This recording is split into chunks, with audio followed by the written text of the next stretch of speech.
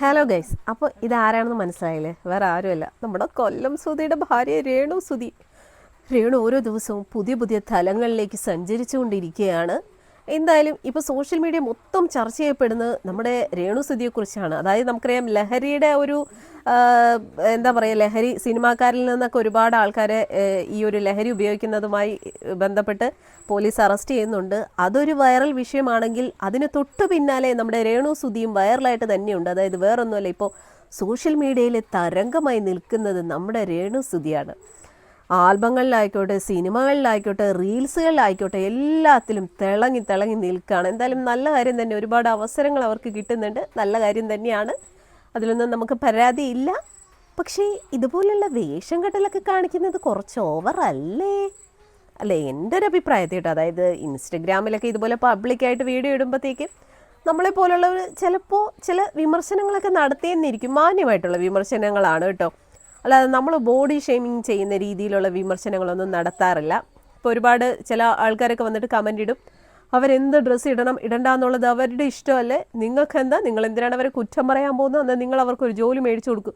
സ്ഥിരം വരുന്ന കമൻറ്റാണ്. രേണു സുധിയെ വിമർശിച്ച് എന്തെങ്കിലും വീഡിയോ ഇട്ട് അതിന് താഴെ വരുന്ന കമൻറ്റാണ്, നിങ്ങൾക്കൊന്നും വേറെ പണിയില്ലേ, നമ്മുടെ പണി ഇതാണ്. രേണുവിൻ്റെ പണി ഇപ്പോൾ അഭിനയിക്കുക, സോഷ്യൽ മീഡിയയിൽ വീഡിയോസ്, റീൽസ് ആയിക്കോട്ടെ എല്ലാം അപ്ലോഡ് ചെയ്യുക, അത് രേണുവിൻ്റെ പണി.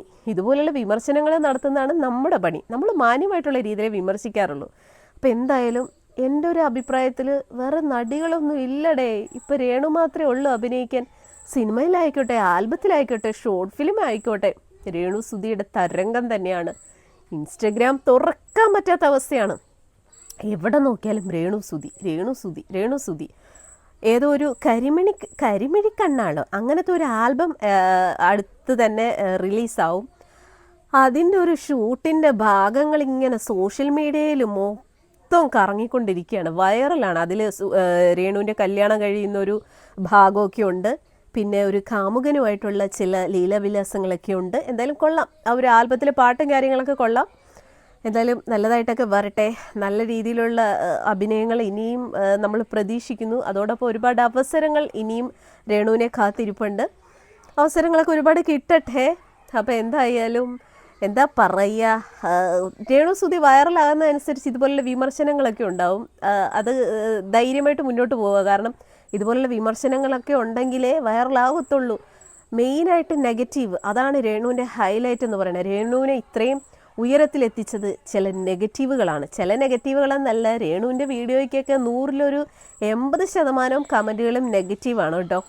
വളരെ കുറച്ച് പേരാണ് സപ്പോർട്ട് ചെയ്ത് കമൻറ്റും കാര്യങ്ങളൊക്കെ ഇടുന്നത്. അപ്പോൾ എന്തായാലും കുഴപ്പമില്ല, നല്ല അഭിനയങ്ങളൊക്കെ നമ്മൾ പ്രതീക്ഷിക്കുന്നു. 1-2 ആൽബംസൊക്കെ വരാൻ പോകുന്നുണ്ട്, സിനിമ വരാൻ പോകുന്നുണ്ട്. ഇപ്പം നാടകമൊക്കെ നിർത്തിയിട്ട് ഇപ്പം മെയിനായിട്ട് പുള്ളിക്കാർ സോഷ്യൽ മീഡിയയിൽ അങ്ങോട്ട് ഇറങ്ങിയിരിക്കുകയാണ്. എന്നാലും കുഴപ്പമില്ല, നായികയായിട്ടൊക്കെയാണ് മിക്ക എന്താ പറയുക, ഷോർട്ട് ഫിലിം ആയിക്കോട്ടെ, ആൽബം ഒക്കെ ആയിക്കോട്ടെ, നായികയായിട്ട് തിളങ്ങിക്കൊണ്ടിരിക്കുകയാണ് നമ്മുടെ രേണു.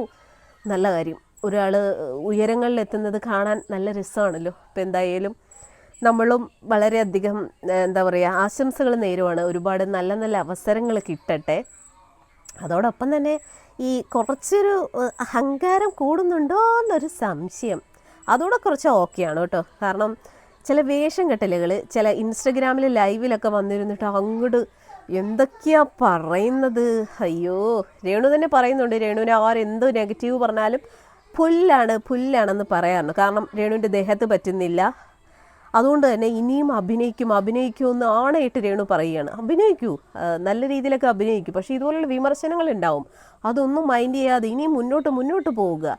നമ്മളെപ്പോലുള്ളവർ നിങ്ങളെ ഉയർത്തിക്കൊണ്ട് വരിക തന്നെ ചെയ്യും. കാരണം നമ്മളെപ്പോലുള്ളവരാണല്ലോ ഇതുപോലെയുള്ള വിമർശനങ്ങളൊക്കെ ചെയ്തിട്ട് നിങ്ങൾ വൈറലാക്കിയത്. എന്തായാലും വരാനിരിക്കുന്ന ചില ആൽബംസിന് വേണ്ടിയിട്ട് നമ്മൾ വെയിറ്റിംഗ് ആണ്. അത് കണ്ടതിന് ശേഷം രേണുവിൻ്റെ അഭിനയം എങ്ങനെയുണ്ട്, എന്താണെന്നൊക്കെ ഉള്ളതുമായിട്ടുള്ള വീഡിയോ ആയിട്ട് ഉടൻ തന്നെ വരുന്നതായിരിക്കും. എന്തായാലും രേണു സുധിയുടെ ഈ പുതിയ സോഷ്യൽ മീഡിയയിലെ വൈറലാണ്. ആ ഒരു സോഷ്യൽ മീഡിയ തരംഗത്തെക്കുറിച്ച് നിങ്ങളുടെ അഭിപ്രായം എന്താണ്? കമൻറ്റ് ചെയ്യാൻ മറക്കരുത്.